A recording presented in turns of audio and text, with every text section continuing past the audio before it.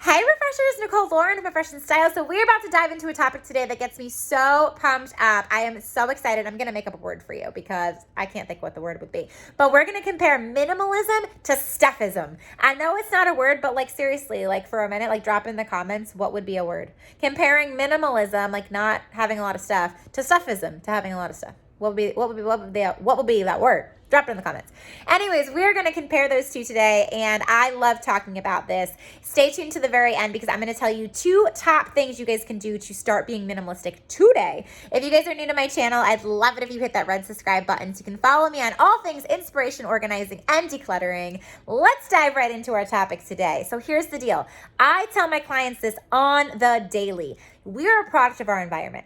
Let's dig a little bit deeper into that. What does that actually mean? Like, what does that actually mean? So a lot of times you guys call me or I'll have a home assessment and they're like, girl, I can't get my kid to act right. He's acting like he ate 17 donuts this morning and chugged a whole bottle of High C and he didn't. Or I can't get anything done in my office. Or we're trying to relax on the couch and everybody's up and down and it's just not working. Or I'm trying to cook and I can't find anything and it takes me 10 times longer. I am going to say to you, look around your space. Look at the environment because we're a product of it. If your kid is acting up, chances are his room is acting up. Like literally, if he is not being productive or you're not being productive, your space is not productive. We are a product of our environment. So we need to check around us so we can then check ourselves. So if you are looking to be inspired and motivated and get stuff done, productivity in your home office, working from home, I challenge you to dig deep and look around your surroundings and say, is this environment going to create what I am expecting out of myself? If you're sending your kids into your playroom to go play with some blocks, but the floor is covered and there's just stuff thrown everywhere, they're going to be running around crazy like all the stuff is running around crazy.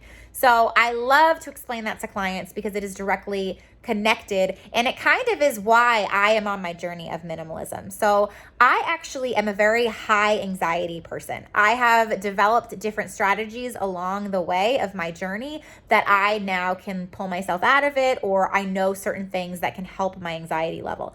I am a high anxiety person. So for me, when I thought years ago, what makes me feel anxious? What makes me feel those emotions of stress and overwhelming anxiety? And for me, it was actually tied to my environment. So a lot of times I would walk into a chaotic space or I would walk into a place that like wasn't organized and wasn't clear and it was filled with stuff. And I just instantly, as soon as I would walk in those rooms, was like overwhelmed with panic. It was just like, I can't breathe in here. I am a tad bit OCD and and it's gotten worse over the years, especially since I do this for a living. I'm actually major OCD, but I cannot function in a space where there's crazy. Like I just can't. Where there's clutter, where there's crazy, where there's chaos, I can't even stand it. Like I literally hop from room to room to room. And if I'm going to be in this space, I got to like clear it out. I got to clean it. I got to organize it before I can do it. I think that's why I'm so successful as a professional home organizer because I can see your mess and it stresses me out, but like I got to fix it and then it makes me feel better. Tad bit of a control freak as well. You know, like I like to have control of my stuff. I don't want my stuff to have control over me. And I think that's a big thing that you guys need to remember because if you got the clutter, the stuff has control over you. You clear it out, you've got control over it. And then you have control over what you bring in. Remember that. So those are really important keys. And that's kind of where, I figured out that stuff stressed me out. And it stressed me out to the point of like anxiety. I had a lot of it. I challenge you to think about if stuff is stressing you out because chances are if something isn't working in your house, whether it's productivity, behavior, eating habits, something's not functioning in your home and it needs to be corrected for you to be corrected. If you think that you're going to continue living in a space that is crazy, chaos, and out of control and you're going to change, you can't. You got to change your surroundings so you can change within as well. They are so much connected. Why do you think you go into like classrooms and they're set up a certain way? Why do you think when you go into doctor's offices or hospitals, there's not a bunch of clutter everywhere. Everything has a system in the cabinets. Everything is cleared out. When you go to spas, okay? Like when you go to relax, when you go to a retreat, when you go to the chiropractor, when you go get a massage, you don't go into a massage room that's filled with stuff all over the walls and clutter all over the floor, and there are towels all over, and there's like messy, like heavy metal playing. No, you walk in and it's clean and it's clutter free, and the counters are clean, and the linens are a light, fresh color, and there's calming music.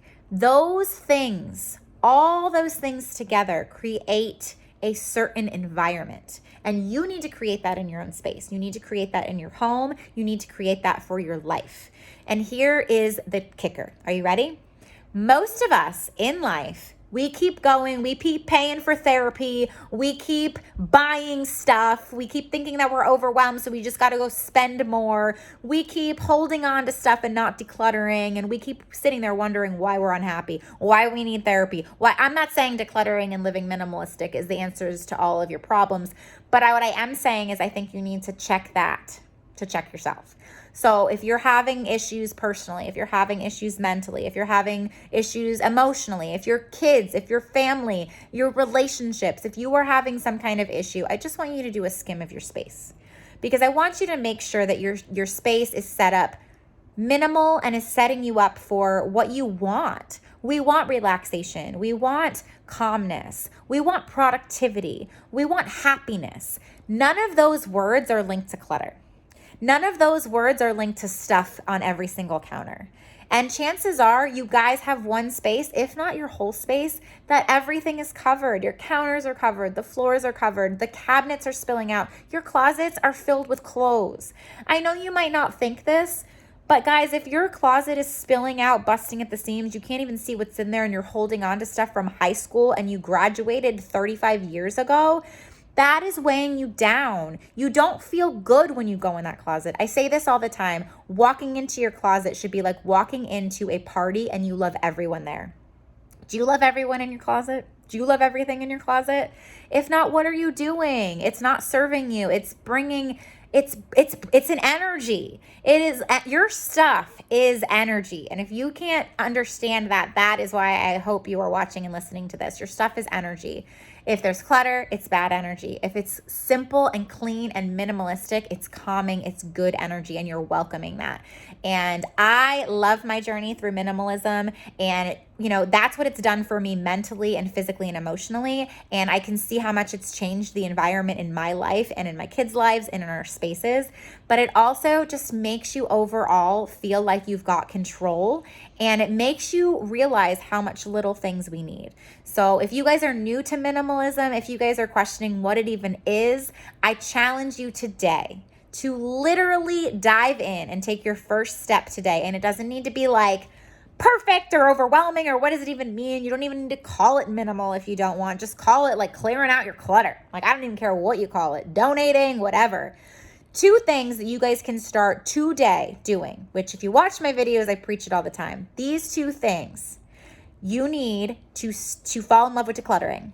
Like, you've got to start decluttering some of your spaces. You literally have to declutter. I don't care if right now you just go throw away one of your 75 spatulas and you're like, I don't need this in my life, goodbye. Or you go get rid of one shirt, or you plan for tomorrow that you're going to declutter underneath your bathroom sink. You've got to declutter. You've got to fall in love with the process of decluttering. I have tons of videos about how to get rid of stuff, how to let go of those emotional attachments, but first step to becoming minimalistic is you've got to learn to declutter and let go of some of that stuff. Second thing is I want you to follow this rule of thumb, and I say this all the time. If you buy an item, you've got to get rid of an item. So this makes sure that you are literally not decluttering and then bringing something right back in. That's like you're dieting and you're eating a cupcake. You go on the diet and you eat clean and then you eat the chips.